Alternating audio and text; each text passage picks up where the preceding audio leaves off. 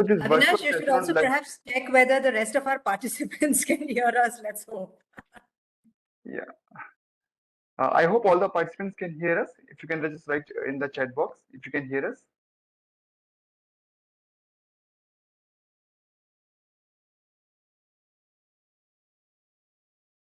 Yeah, we're getting reply. Yeah, they can. We're getting reply. Yeah. So very good morning to all of you. Welcome to this World Luxury Marketing in Indian market under the National Council on Branding and Marketing of ASSOCHAM. We have with us Mr. Thomas Varghese, Chairman, National Council on Branding and Marketing of ASSOCHAM. And today we have eminent expert covering this important topic, Ms. Juhi Ramakrishnan. She is independent marketing and brand strategy consultant.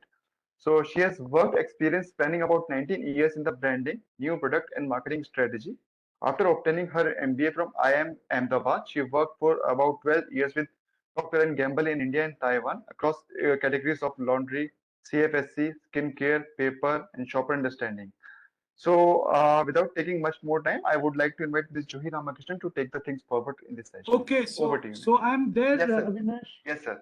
Yes, sir. So we can hear you now. Just bear with me for a few minutes. So firstly, I hope there are people on the call because I can't really see. There are, okay. So thank you, Juhi, for offering to do this. Can't think of somebody better than you. I always considered Juhi to be a fashion diva. So, so I think luxury is something which comes naturally to her. Just to talk about the whole situation with respect to luxury. Luxury, as you know, is something which is something which has normally is supposed to be immune to normal recessionary trends, normal drop in demand, as we have seen, because intuitively one will know that the people who are very rich and the ultra rich is never a problem for them to have money to afford buying luxury goods. Interesting is to see aspiring nouveau rich who want to buy international brands, especially the popular ones. And these are the people who've had somewhat of an impact in the last couple of years. One is, as we know, a lot of the luxury buying actually happens when people travel. And that's something we've seen for years, that when people travel all over the world, they tend to buy a lot of stuff, particularly people who travel to Paris, London, New York, Japan. They tend to buy a lot of these luxury goods on the move, on the go, as we call it. This is, in a way, augured well for the Indian luxury retailers, because the 2 years of travel hiatus has actually served them well, in the sense that a lot of the people had to buy locally, and there has been a little bit of a good impact for some of the luxury retailers in India, some of the local luxury retailers in India who have actually benefited from this hiatus of travel. However, we find that a lot of luxury retail really takes off when it coincides with a lot of marriage dates, etc. That's something which one has struggled for in the last 2 years of COVID in India. One is, it's not that the marriages are less, but definitely marriages have been muted, less ostentatious, and therefore less buying of luxury retail. Having said this, I think the last year there has been a comeback, and most luxury retailers seem to be doing well. We at Collectives are doing very well with the luxury and, of course, the international brands that we retail at Collective. So I think it'd be very interesting to hear Juhi's insights on what luxury retail has to offer. But we are seeing that whether you look at the category of jewelry or you look at the category of ultra high fashion, very, um,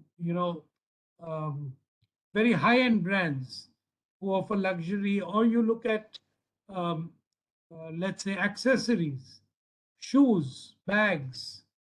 These are some things which are the kind of items which really move off the shelf pretty fast, particularly in good markets when the luxury retail buying is at a high. So be interesting to hear what the future holds for this segment and what are the interesting consumer trends that are impacting this segment at this point in time. So over to you, Juhi. Really looking forward to hearing what you have to say on this. Thank you. Thank you so much, Mr. Verghese. So let me anyway start with a disclaimer that I don't think we have too many luxury experts yet in this market. And I'm, in fact, for me also the experience of really understanding how jewelry buying takes place, which is one of the categories that I have become most familiar with, was quite a revelation. Because as you would gather from the brief introduction that Avinash provided, I began my marketing life in laundry. So it has been an interesting contrast to see how differently marketing would take place in one of the categories of, apparel and textile that I've had the great pleasure of working with Mr. Verghese at the Birla Group on, and also the category of jewelry, which is the one that I will use as a slightly hardworking example to show us the kind of principles that we can look at. Let me just start off by showing you two examples. I think which kind of, if I may call, capture the essence of the luxury marketing. Avinash, let me know in case you don't see. Yeah, we can see it.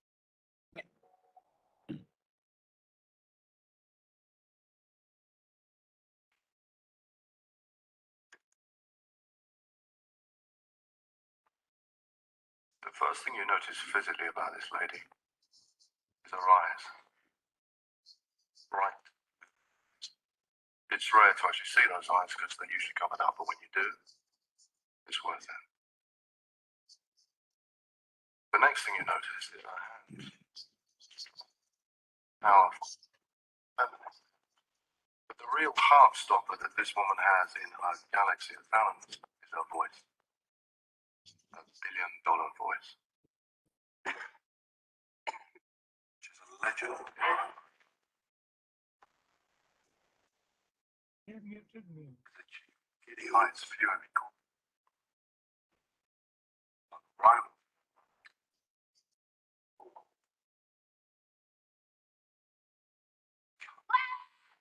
Right here, darling. Sam, get over here. Glenn is flying in. Glenn is here. You said you are an idiot. You are such a moron. This is not what I pay you for. Glenn, a manager for 7 years. No backbone on the man. Not a problem, sweetheart. We will work it out, okay? But he gets paid enough not to have one. Coffee. It better not be cold. I think. It's so over black.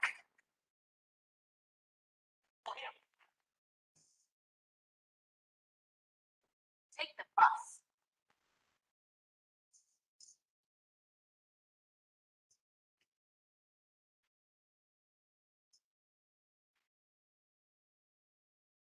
This'll do. Take you to the venue. I'm sorry, I'm booked for someone else. Yeah, right. Hello? Hey, she doing okay? Yeah, she's fine. I'll take care of her. No rush. Show her the sights. They were everything I paid you for. Breakfast, lunch, and dinner. Should be there on time. Keep your eyes on the road instead of on me. Like getting somewhere. See what I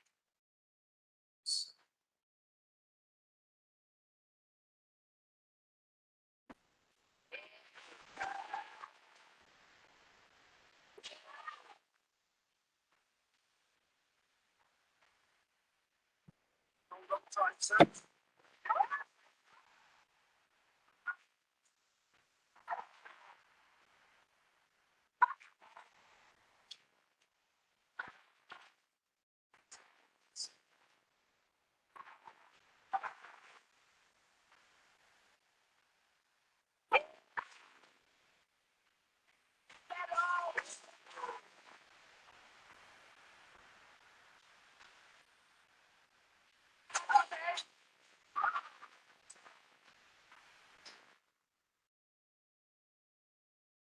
Looks like we've lost them, sir.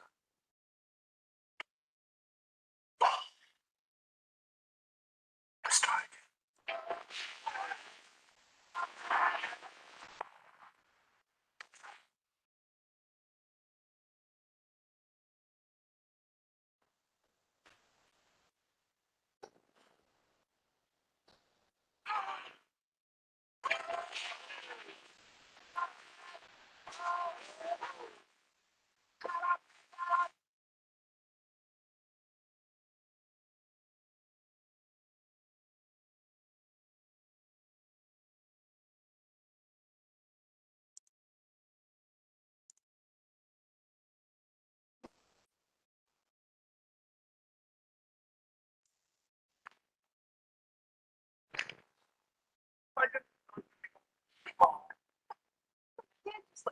I know. Yeah. Hi. I'm looking for the shower. There are no showers here, ma'am. Well, aren't I going to look really silly dressed like this in the lounge? There's no lounge here, ma'am. But we do have hot towels and a bag of peanuts. You have showers. Emirates planes have showers and This lounges. isn't an Emirates plane. No. There's no shower. Oh, and you have no lounge. Oh, why are you laughing?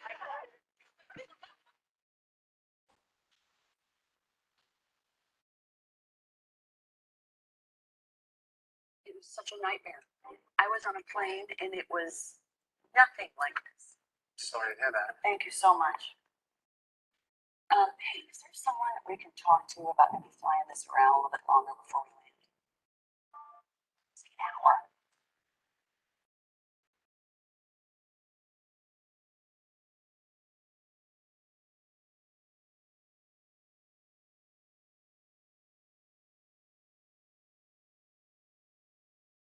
Yeah. So trust we are back on the screen, and the purpose of these pieces of communication does not mean that all luxury marketing requires a celebrity or indeed needs to have the cliche called attitude. These two pieces are, oh, I can see my voice is cracking. I'm unfortunately in the IT capital, which tends to have really poor network. I could try and jiggle around. I can hear you. You can. Okay, I okay. can hear you properly. Maybe it's a Oh, wonderful. yeah. Great. All right. So getting back to the topic at hand, the reason why I think these two pieces of communication have, in fact, I believe, worked very well for the brands is because they satisfy some of the basic principles of marketing. I think for all those of us who watched this, the key takeaway about the brand benefit was fairly clear. In the case of BMW, it was speed. It was fantastic, slick driving at high speed.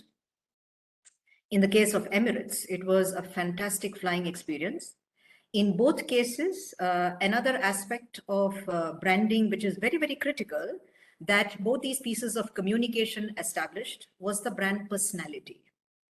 And I think that's the reason perhaps that these two pieces of marketing input would have really been true to their task as talking about or building luxury brands.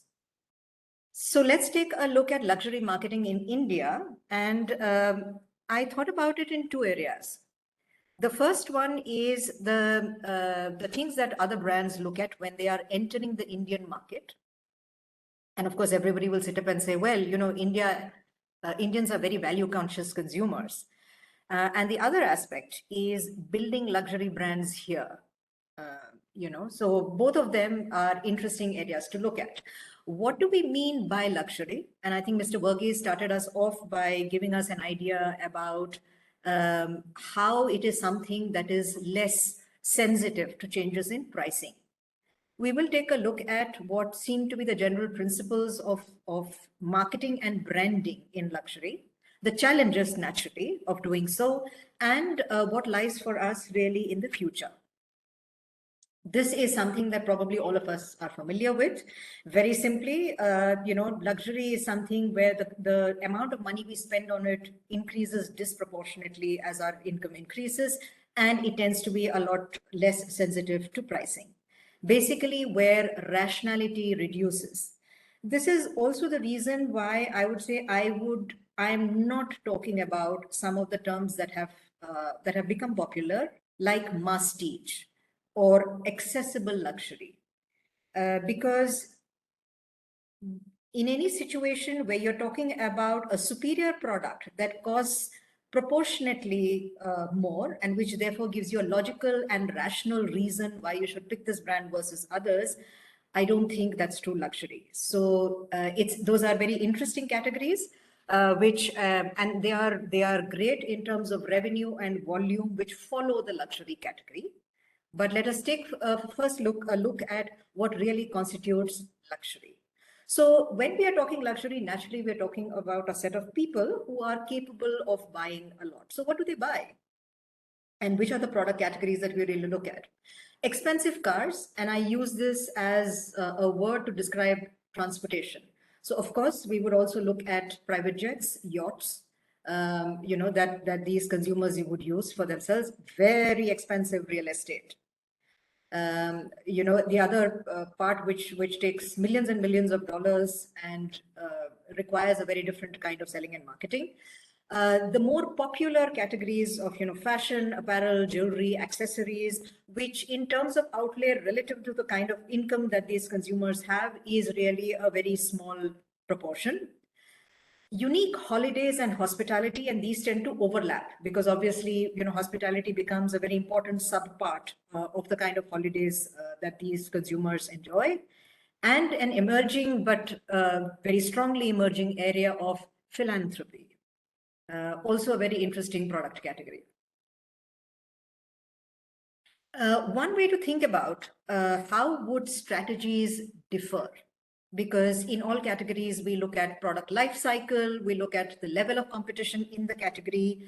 And from the few categories that I've had the chance of seeing, which have been a lot of jewelry and apparel, you know, and to some extent travel, it seems to change depending upon, if you can see, the category itself, because obviously something that requires a low outlay can be dealt with very differently versus something where the entry to the category itself is very high. So for example, you know, if I'm selling yachts or if we are looking at real estate, the entry price itself is very, very high, and therefore there are a lot fewer people who can actually even enter the category.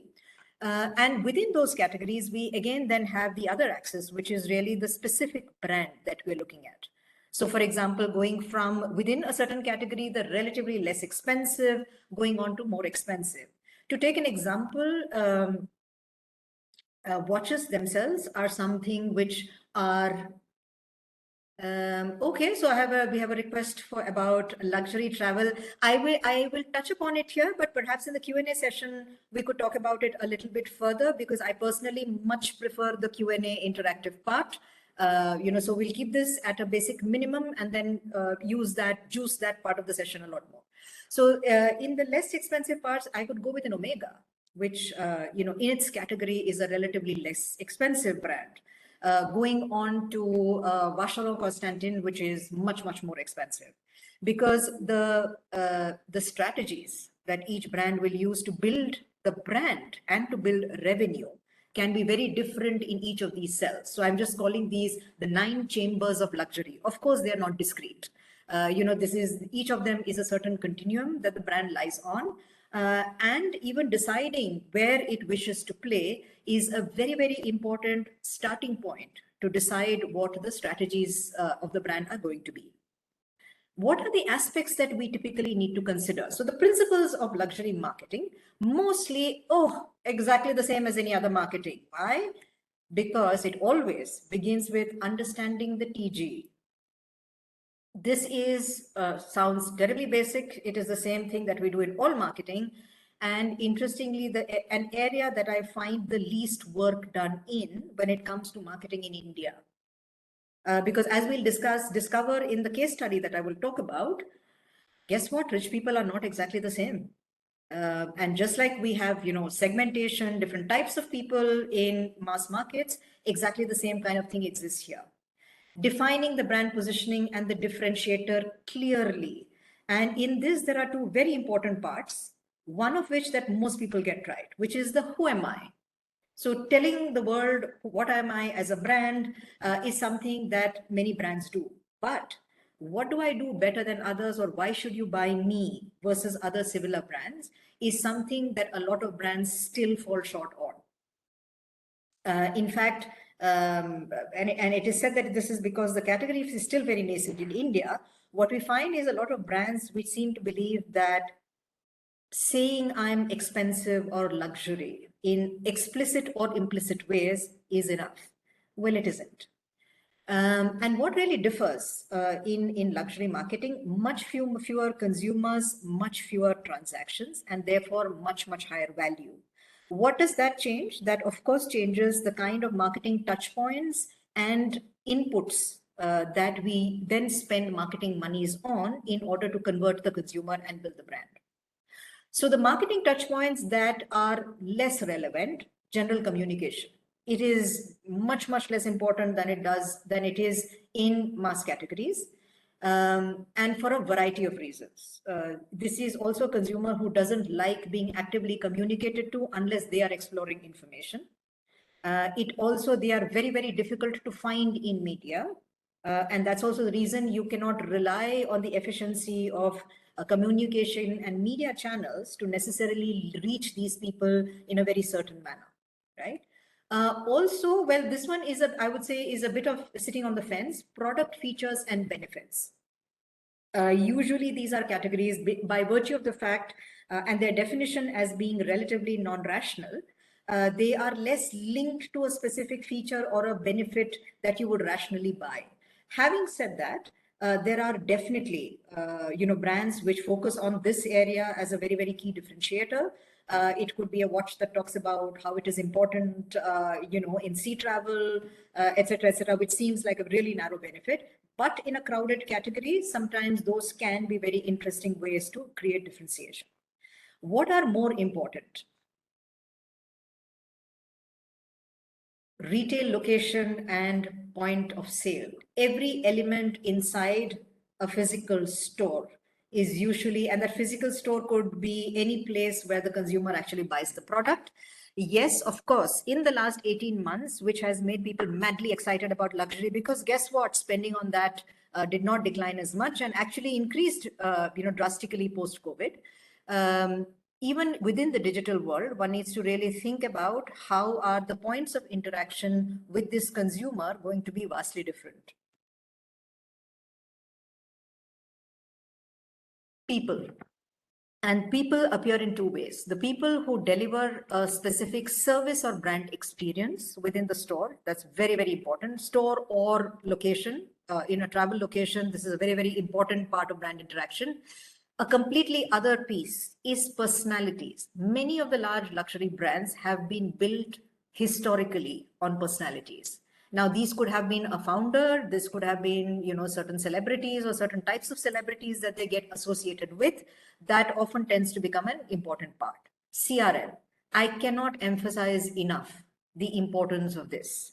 Not only is it a fantastic place for us to get information about our consumers, but the intensive one-on-one interaction and communication that it allows us is absolutely critical, very, very useful in building brand. Backstories. A lot of the luxury brands that we know today have had the advantage of heritage. And so therefore there is a lot of, backstories, history, luckily enough scandals that one can go back to, right? And obviously any brand, if today there is a brand that is looking to create a luxury brand, ground up, one of the things to think about is how do you go and create these backstories? And therefore, naturally, that brings us to a very, very important part of content. How do you create content that will draw this particular kind of consumers? And central to all of this is the brand idea or purpose. The brand purpose is a higher order thing that is important in every category. Even in crass FMCG categories, is usually something where we say we ladder onto and something the brand reaches. You start with features, you go on to product benefit, you go on to emotional benefit, and then finally, you reach the area of brand purpose. Within these categories, the role that a brand purpose serves could be more significant and actually earlier than in the less luxury categories. This is kind of laying out the elements that we would use, pick and choose to really see how do I build this brand. So we started with saying, I need to take a decision about where I want to really pick how much of a luxury my brand is going to be. And then these are really the pillars of the marketing strategy. How are we going to use each of these things? All brands may not use all of them, right? So which of these are we going to use? How are we going to use these to really build our brand? And in this world where luxury marketing is growing, we of course have the interesting paradox, because this period has also seen the shutting down of several luxury brands, especially in the retail space. Now, many of them could have been for factors which are outside of their brand strength. So there were brands where, their consumer connect would have been great, but they got caught up with other business issues and therefore had to shut down. But in the crowded markets, like for example, China, booming luxury market, a lot of brands are struggling to achieve the kind of potential that they expected to when they entered the country. And that is really the interesting paradox that we're looking at. So let's take a look at some of these categories which are booming, have been booming. Luxury watches. And let's see some of the top brands that sit in this category. Patek Philippe, started 1839, Swiss. Vacheron Constantin, even earlier, Swiss. Ulysse Nardin, 1846, Swiss. Rolex, 1905, again Swiss. What do you see when you reach the website? The one key touch point when you look at digital marketing. Here we have Vacheron, Patek Philippe, Ulysse Nardin, Rolex. Lots of pictures of internal mechanisms of the clock. I don't see a single one that really states a brand positioning. Can we really see things that differentiate one versus the other? And in fact, right now, these are shots that our ASSOCHAM team was very kind enough to, send across to me so that I could use it here. You can't get the complete picture, but, all those of you, especially who are in the luxury business, perhaps you have noticed this when you actually visit each of these. If I have 4 brands with almost identical type of heritage, very similar look and feel for a critical touch point, how is the consumer going to decide which one she wants to buy? Let's take a look at jewelry, a category that I'm very familiar with. Van Cleef & Arpels, 1906, I think Belgium. Tiffany, France, 1837. Cartier, also France, 1847. Bulgari, Italy, 1884. Harry Winston, much newer, coming out of the US. Lots of heritage. Van Cleef & Arpels website, Harry Winston website, Tiffany website, Cartier website. When you go to each of these, you will find very similar website structure. There are collections, jewelry, watches, whichever category you want to buy. Perhaps a great place to act as the last mile, which really does the job of making the sale, but not something that really helps you build brand differentiation. Of course, everybody will come back and say the social media handles And therefore, the following that you create there, the kind of communication the brand chooses to put out, is the thing that makes a difference. And of course, that content is really what gives its followers a good idea about what the brand is about. Fashion, we have Gucci, Dior, Chanel, Vuitton, most successful top brands. Again, if you can take a look at the sites, there is, some fashionable celebrity who's there. There are some fancy clothes and locations, and that's what you see. Coming to the stores that they sell in, plenty of glass and light. You walk into a Palladium, you walk into the equivalent in Delhi or in UB City in Bangalore. Low display clutter, attendants who are much better dressed, and all of them speak in hushed whispers. Fancy packaging, loads of it. Great tools, these are table stakes in the luxury category. This is expected. The important thing is to figure out how is each of these going to create attachment to my brand. Hospitality. So there was some talk of, I think somebody is interested in travel. Hospitality is a very important sub-brand of it, sub-part of that. So if we look at, and I'm, because of the challenges of running videos, I'm not looking at multiple Indian and international brands within this space. But typically when you look at communication, again, content that people are going to see, that all your followers are going to see, what does it contain? Beautiful nature-based locales. All of them. I don't think I have seen any hospitality luxury destination that is set in a crowded city. Happy people, naturally. Opulent rooms, some dining shots, lots of champagne drinking. Again, where's the differentiation? So the key question we come back to the starting principles of marketing is how many brands truly understand luxury marketing? I mean, yes, India, we're a poor country, we are starting out, we don't really know it, but all of these brands have done it for 150 years. Why do they face a challenge in China? Very difficult thing if anybody thought it was going to be easy money. It is a distribution outpost. I'm already well known in my home market. And so therefore, I just have to go there, be there and say, I'm now here, right?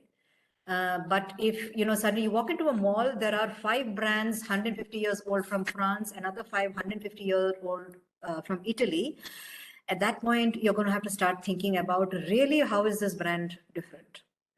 Very little modification of marketing inputs in line with local consumer understanding. I cannot stress enough the number of videos that we have seen that are coming in from other markets which say, I mean, yeah, sure, what's the problem? There are fashion shots.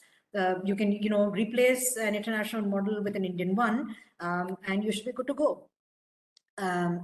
Very challenging to create the very important thing of consumer connect, not defining a clear positioning. Heritage is very useful, not sufficient in a situation where, as we have seen, you could have 10 brands, all of which enjoy heritage and not staying true to the positioning. So what happens often is that a lot of the battle is being fought on 2 very important pieces of marketing. And, by no means would we denigrate the importance of these: product and pricing. So I walk into a multi-brand fabulous mall. I do window shopping. I walk into 10 shops, and then I finally pick the watch, the ring, or the ear studs, where I like that particular piece, and relative to the look or the content of that, the pricing seemed to be a good one, right? Those are very important things. I think what we usually try to do as branding people and marketers is to move beyond that into the area where, when the consumer walks into a Palladium, will she walk into my store because she wants that experience versus anywhere else? Will she necessarily, visit only my social media handles? In every new season, will she want to check out which is the lineup that I have, right? And all of this has also come in terms of not actively investing in market development, by which I mean not necessarily doing, a lot of local consumer understanding and saying which are the inputs that are really relevant to this consumer.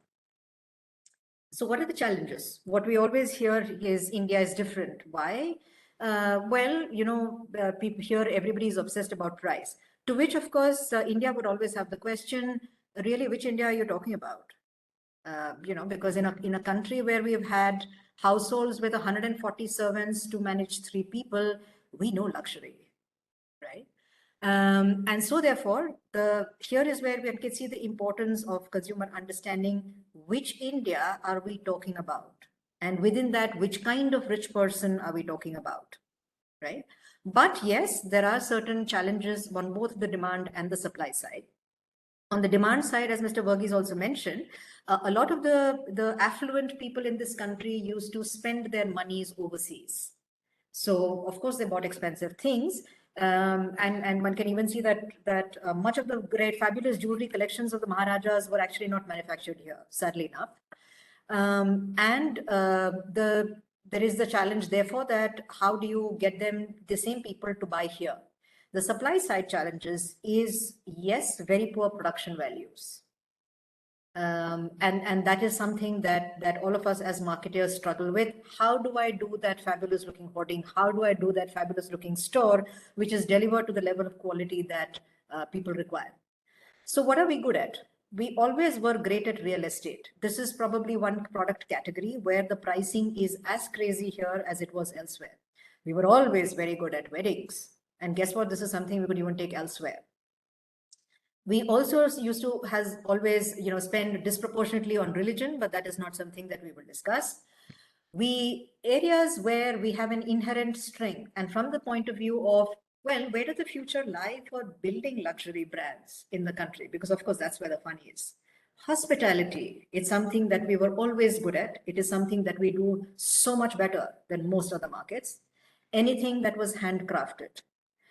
This is again a bit of a dual-edged sword, because again, in a lot of the product work that I have seen, we have the challenge that there is expertise available, but a lot of design, if I may call it ethos, is something that these manufacturers have not been used to in the past. And that is one of the things that brands often have to invest in to make sure that the product actually gets delivered to the level of finish that the luxury consumer demands.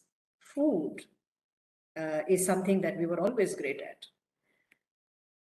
So what would make it easy if we wanted to build luxury brands of Indian origin? We abound in ideas. What makes it challenging? Poor craftsmanship, obsession with ROI. And by this, I'm not referring to the consumer. I'm referring to the marketing team. This is something that I was not aware of in my youth when I started out in marketing, but it is something that I have come to understand and appreciate. This does not mean that all the people, the marketing managers who are selling luxury brand, need to necessarily buy luxury products themselves. Because of course, as per the right principles of marketing, what you really need is great in-depth consumer understanding. The challenge, however, does come in where one often runs into the invisible challenge of saying, has this organization sold luxury in the past? And we've seen this with companies that have moved up into luxury categories, that used to sell a certain kind of luxury, but are now hitting much higher price points, where the internal organization is just not used to the kind of investment that is required to deliver a certain kind of experience. So in the jewelry example that I will take you through, I had the store manager tell me, with great sort of shock and awe, madam, do you know, in the history of this company, we never spent this much for a chandelier. And it's true. Then you have purchase departments which are not used to, dealing with a certain level of expenditure per consumer. You have sales teams which say, but how do we do this? How do we handle the remuneration for that, store personnel versus the rest of the company? So these are all interesting things to think about. And somewhere all of this I have seen also translate into the kind of communication that tends to come out of these. It's a very invisible kind of barrier that you see, but it's an interesting and important thing to think about. And I think it just highlights the importance and the need for consumer immersion before one can really become ready to deal with this brand. So, yeah, I think we have another 10 minutes where I can talk about this. So let me quickly take you through an actual example of diamonds, undoubtedly a luxury category where we learned, guess what? All rich people are not the same. This was when about 10 years ago, and that's the reason why I can talk about the brand. I don't know how many of you would be aware of a very premium diamond brand called Zoya. It began with one store in each of Bombay and Delhi. It has now expanded to multiple stores in both of these cities. It is also now present in Bangalore here on Lavelle Road and is getting into Hyderabad. So it initially started out as a special collection within Tanishq, where people discovered it was a fabulous set of products. And they discovered this strange situation, which is where I came to be involved with the brand, of saying people are coming in, they say that they love the products, we are not getting conversion. So we maybe need to understand, we have some idea, because people, they are saying, I really don't want to buy it in the same store. There are too many people. I don't feel like then coming back to the store, which is very crowded. And somehow it is not quite the experience that I want. And there was this whole question of, and we asked the question, which kind of luxury consumer are we looking at? A very interesting thing that we found, that we have, step one, the difference between the luxury consumer and the merely rich. A very interesting additional factor that came in was, where was the money made? So is this a consumer who's, how many generations of money have come in? And does the consumer, is it based on trading? Is it based on professional services? Is it based on a certain kind of expertise? Interestingly, very different consumer behavior. Is the consumer in question somebody whose entire life revolves around her home? Is it somebody who actually spends a lot of her time outside of home in a profession, in certain projects that she does? And of course, age, that is something that we've already always known makes a difference. We found very, very different levels of jewelry interest. We found each of these cells had a very different way of buying the category, right? So we started by, saying, oh, the number of people, and it's interesting that today's Mint also has a key feature on the emerging, luxury market. So you go in and say, how many people in this country actually, claim to have an annual income of 40 lakhs plus? Those were the kind of numbers we looked at, which means 40 lakhs, given the level of lying that takes place, actual income would be about double that. So there are about 20 million people, but how do you really break this down? And we actually put numbers to each of these subcells and found how they were buying. Now we look at the jewelry purchase cycle. Introduction, the wedding. Mr. Varghese also touched upon it. The first time anybody actively looks at jewelry. New trend. When I worked in the jewelry category 15 years ago, the bride was completely uninvolved in the choice of the brand. It was something that her mother really took her to, and she had some minor role to play in the final pieces that she actually purchased. Increasingly, especially in luxury, the bride decides, right? Then there is a whole period where there is no buying, because obviously in the trousseau so much stuff has been bought. A huge level of self-exploration, and somewhere around age 30 to 35 is where the women actually start to express their own choice, where they say, well, larger pieces, I may go back to the same place. Smaller pieces, I buy all over the place in, random exhibitions, where one is sort of taken aback saying, you spend 25 lakhs on a particular piece without necessarily knowing the background of the person who was really making the sale. Lot of other, therefore, activities like exhibitions, mailers, stores, etc.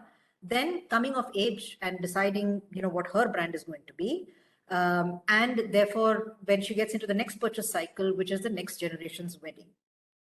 We mapped into each of these TGs the different touch points that were going to be relevant. And again, we've actually looked at this setup when we were doing De Beers solitaires, and much later when we were doing Zoya complete pieces. So you can actually identify which are the ones that they have responded to. How did we get to all of this information? About 70 in-depth interviews with some of these consumers across Bombay and Delhi. And one of the key challenges is of research. You cannot give this to the same kind of field agency that typically does a lot of your consumer understanding. I pretty much had to do these 70 interviews myself. So which is why I have this is one category that I have reasonable familiarity with.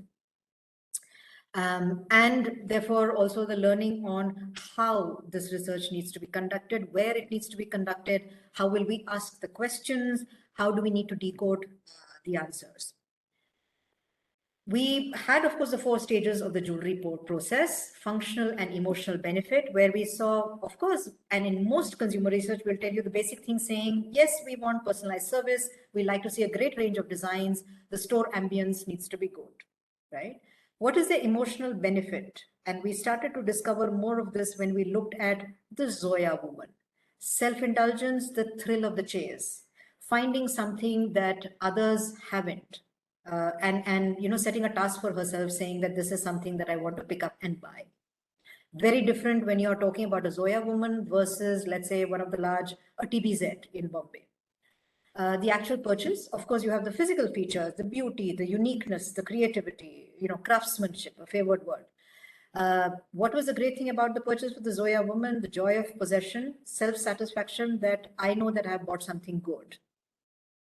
And that is why, in fact, you will see in all the Zoya pieces, jewelry pieces, that not only does the front design look good, turn around any piece of jewelry, there will be an equal level of craftsmanship at the back. And therefore, we heard the consumer say, I don't care if other people don't see it. I know it's there. And that sets me off as a connoisseur, as somebody who actually knows what she's buying. The joy of owning the piece, and this was the great thing. This is, while you have the wearing, where there is other people's appreciation of what you look like, other women's appreciation of the kind of smart deal that you got, saying, I spent X amount or so many lakhs to actually get this piece. For the Zoya woman, it's all about the winning and the getting of the piece. So this was the in-depth understanding that we got to about really unpeeling what my consumer is like. Her attitude to jewelry, she completely rubbishes all this talk about, oh, my trusted family jeweler. She is, a woman of the world who says all this is rubbish. I will decide myself which is the kind of brand that I really want to buy. Somebody who has a certain kind of attitudes to work. I don't want to buy something for myself when there is an achievement.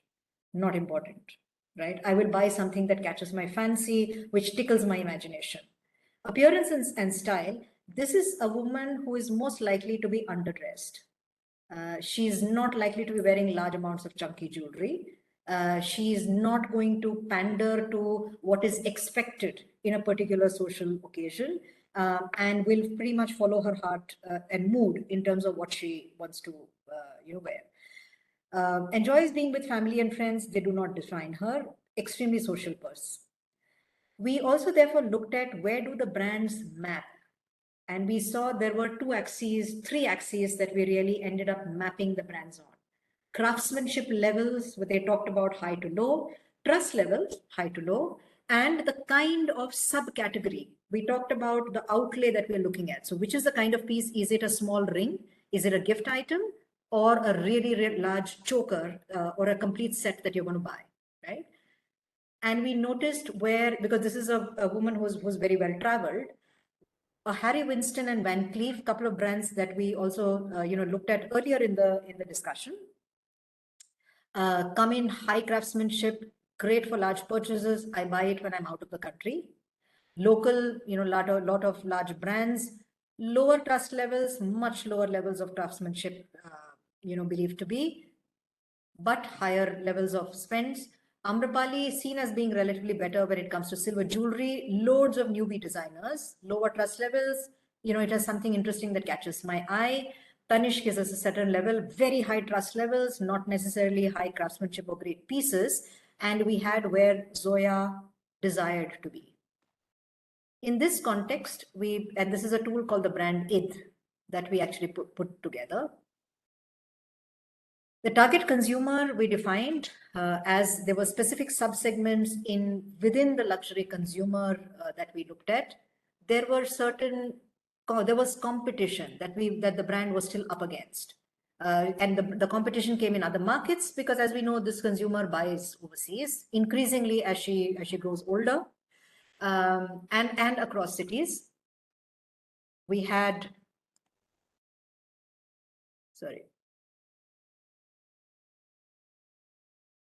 table stakes. Awareness, high quality store aesthetics, all the stuff that we talked about as markers of a luxury brand is table stake. Of course, I expect personalized service. Of course, I expect to see less people inside the store. I mean, of course, I need to, your store needs to be in the right location. That isn't going to make the sale happen. The interesting insight we got is that super premiumness and luxury is not just about the money. It is about discernment and judgment, the willingness to appreciate and pay for true quality. The functional benefit, therefore, that Zoya offered was beautiful pieces of unmatched, difficult to replicate jewelry. And the consumer actually talks about this as, you know what, if I take one of your pieces and I take it to my local jeweler and say, "Aisa bana ke do," he'll say, "Madam, mushkil hai. Time lagega." Right? And that is a sign that this is something that is difficult to do. Substantiators, the physical product features and the high quality merchandise. So in a Zoya store, and I discovered this with the product team, they said in any other piece of jewelry, you may see a place where it has been joined.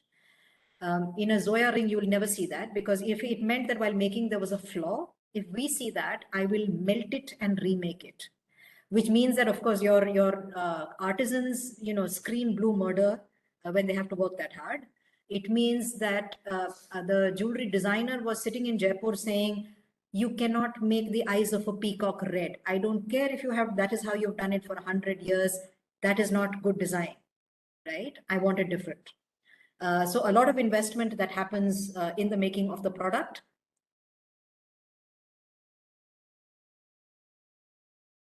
Emotional benefit, the thrill of discovering something unique that reaffirms my own uniqueness and seen as a connoisseur. And the brand personality that the brand team chose was the gypsy, somebody who really travels the world to get new experiences, who is enriched by those experiences.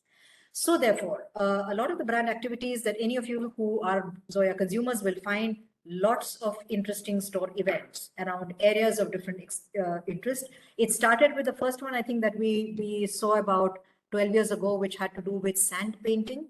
And now pretty much every store, I think every fortnight, has an activity which is a certain interest area and consumers get called in. An extensive direct selling team, which started with one guy in Bombay and has expanded to an entire team of its own. Which actually does trunk shows. It goes directly to people's homes to show them whatever is the latest. It calls people when new, promotions, when new products are in the store.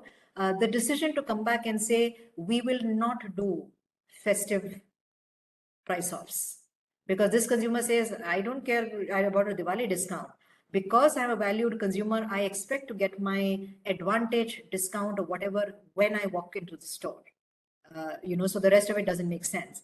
And communication, which had to therefore talk about, the core advantage of the brand. I'm just going to exit out of this. It's a slightly complicated process to show you just one piece of communication on this, and then we will move quickly to closing.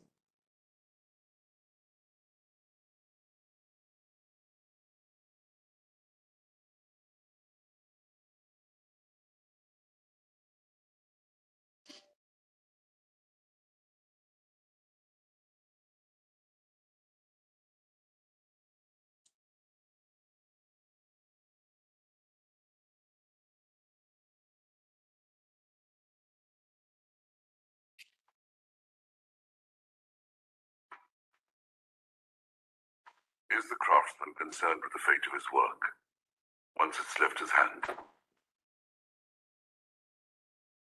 He'd like to know who he entrusted with it, where it is placed. Would he have bettered it if it has not allowed the flattery of light? Bettered it to live up to a 148-year-old legacy. How long would it have to wait before it found a patron? Be presented to her. Would she notice the inspiration? Or would it just show like it did with Banaras? Or jewels of the crown? Would comparison still be made to that pendant from Greece? Would she wear it as often? Could he have bettered it in any way? If you wouldn't, then it is often. Having bettered it so many times, the craftsman ever know if it is the best he could have done? Or does he have to wait till someday someone walks in and asks him to make it again?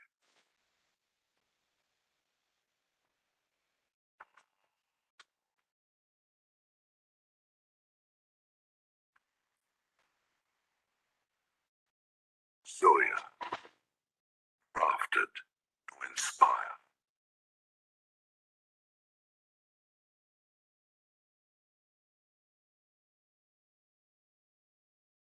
So this is just an example of the journey all the way from consumer understanding to how the brand actually then defines the positioning and acts upon it.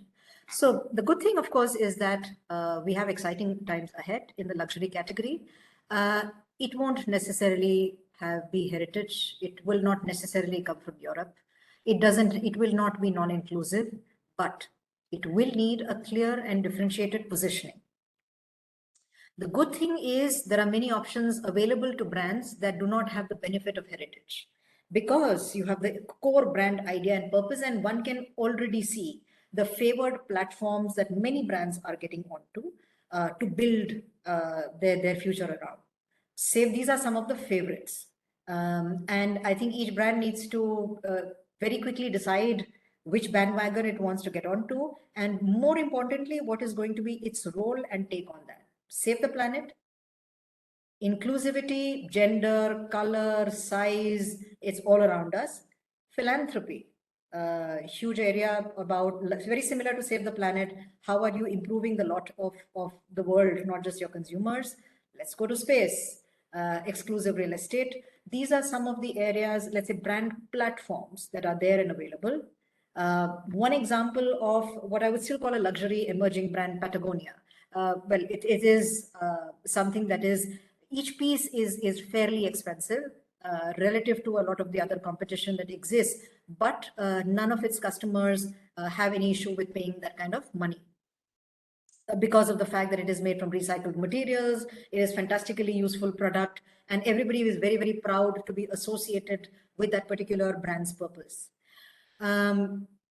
To finish with, the great thing that I hope we will see in the future are two things, particularly from manufacturers who are increasingly arriving at a portfolio of brands. These are acquired brands, they are typically, or built brands, VCs who are looking to invest in a lot of brands. Step one, in-depth consumer understanding. It is about time.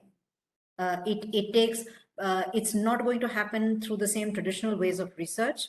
It's going to be through a lot of in-depth qualitative understanding, accompanying consumers in their lives. Often it requires getting people who can give you access into those kind of consumers and then going ahead and interviewing them.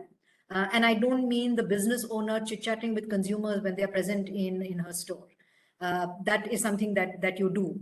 But third-party, independent, unbiased consumer research. And database segmentation. This is something that we certainly hope or expect that the companies are doing, especially in a situation where you say, well, guess what? We have built or acquired 7 different designer brands for men's clothing. Well, there are so many rich men in the country. Do we have an idea about which ones each brand is going to target? What is each one's positioning going to be? Or, there are some places like fragrance where you could come in and say, oh, the stretch from one person buying 2 fragrances to buying 20 fragrances is not too much. It is, you can expand the amount of category that you actually buy. But as one goes into the higher outlay pieces, if you say, look, a suit that costs a couple of lakhs, well, I'm not going to have quite as many of them. So really, therefore, looking at what is the benefit, the positioning, the brand essence, the personality of each of these brands. And the great advantage that some of these companies have is customer data. You put it all together in one place, especially if you have multiple categories. So any organization that says, well, I've got financial services, guess what? I've got real estate, and I have got fashion and apparel. Fantastic situation to triangulate all of these. because you can put it together, and it actually starts with saying each consumer may not necessarily be quite as highly luxury in each of their categories. People even decide which are the categories that I'm going to spend more on. So somebody might, choose to spend a lot on transport and buy a fancy yacht, but may not see value necessarily in buying fashion apparel. So it begins with that, saying within each segment, what is the pecking order of each of the product categories? Within that, what are the need states? What are the benefits they're looking for? And therefore, this differentiated portfolio that we have, how is it really going to address differentiated segments in the marketplace? So these, I think, are the two things that I expect and earnestly hope will happen in the luxury market very, very soon. That kind of ends what I had to share. Happy to take on discussion, questions, etc. Thank you, ma'am. Let me see if I get any questions. There is one question which I got. What will be the role and effects of use of Meta in the luxury marketing? The use of Meta in Use luxury of Meta, yes. Okay. Meta is a channel. That's like saying, what would the use of television in marketing? It's a channel that allows us to serve content. The wonderful thing in digital is that it allows us to have two-way interaction. And therefore, the role of Meta will be exactly the same as it is whether I'm selling a cheapy skincare brand or a food product which is funky and fun, or sorry, Okay. was there some comment? Okay. Now the question really becomes, is that in that channel, the two-way channel that I have opened up and established with my consumer, what am I going to tell her that is going to make her think differently about me? And therefore, content is, I think, going to be very, very important, differentiated content that will truly determine how well I can build the brand. I have not, and the other challenge that we find in indeed all marketing channels is that in spite of whatever the channel might say about being able to reach luxury consumers, I have not really seen a very effective targeting of affluent consumers. So the more important thing in this kind of area is to say the content has to draw out the right kind of people. And the advantage that you have is that it's a relatively smaller circle. So once somebody sees something that they like, they're much more than likely to carry it on and pass it to other friends, which is where the power of social media really comes in. So to answer your question, I think how well we deal with differentiated content there and tailor make it to the segment we are going after is what's going to determine success. Sure. Thank you, ma'am. So now we end of the session because I'm seeing a couple of questions in this Q&A chat. ma'am, just Should I just I answer have those? seen there is only one question. Did you see? Okay. I'm seeing, how do you see upcoming online presence and what is the challenge in online presence? Yeah, there is, I guess, a lot of online presence. I would say online, great place to share content. I don't believe that a lot of the offline presence will continue to be extremely important in terms of brand building in the times to come. It could be the store, it could be, it could be the store, it could be other locations. Okay, hang on a minute. There's a question which is popping up saying for travel marketing, I don't see why I'm not seeing that clearly here. It just popped up. Can you see that, Krishan? I think Preeti asked a question about travel marketing. Yes, Can you she read that asked, out? actually, she wrote like, could you also speak about travel, luxury travel only? There is no question like that. There is one more question. Would you suggest for luxury travel branding and marketing, is that digital marketing or the conventional way of direct marketing? Which platform would you suggest? Like, see, the Preeti is asking, like. Okay. The platforms, I think now, again, the good thing is that there are increasingly, there are some multi-brand platforms which are coming in, talking about, there are increasingly multi-brand platforms which are coming in, whether it is, hang on. I'm not thinking correct. There are multi-brand platforms. Maybe I'll try and drop a note on that where you can actually, have your brand present. Having said that, I don't think it's a very, very small part of your marketing plan. So I would say do try and look at how searches take place, do try and understand the consumer's purchase journey. And I think that would be a better place to really figure out where you need to be. So can we end of the session, ma'am? Yeah, sure, we can. So thank you so much, ma'am, for Pleasure. sharing this wonderful and insightful presentation. Ma'am, if you allow, can we share this presentation with the participants? I'm afraid I can't because my information is typically based on a lot of proprietary client work, and while I can talk about some of the examples because they are much older and Can you make this presentation I mean in your way so that so that okay, so here's just a note to everybody. The presentation really is irrelevant. Attended this session, when you walk out of here, the 3 or 4 points that you remember, I think that's all you need. So yeah, I would say don't get fussed about what is there in the presentation. The mantra is please do consumer research, understand your consumer, and then craft the marketing plan. There are no other mantras to look at. Sure, ma'am. Thank you. Yep. So now we end of the session. Thanks for presenting us such a wonderful and insightful presentation. Thanks for all participants.